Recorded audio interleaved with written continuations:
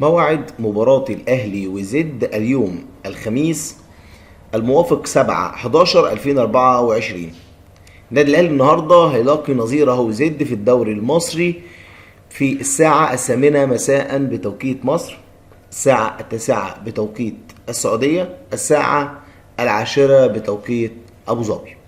النادي الأهلي اتقابل في المرتبة الأولى مع نادي البنك سيراميكا كيلوباترا، وانتصر النادي الأهلي وفي صدارة الدوري المصري، بينما نادي زد في المركز ال 13 في الدوري المصري بعد الهزيمة اللي تلقاها، بعد التعادل اللي تلقاه، وبكده يكون النادي الاهلي متصدر للدوري المصري. المباراه النهارده يا شباب زي ما قلت قدام حضراتكم هتكون الساعه 8 بتوقيت مصر.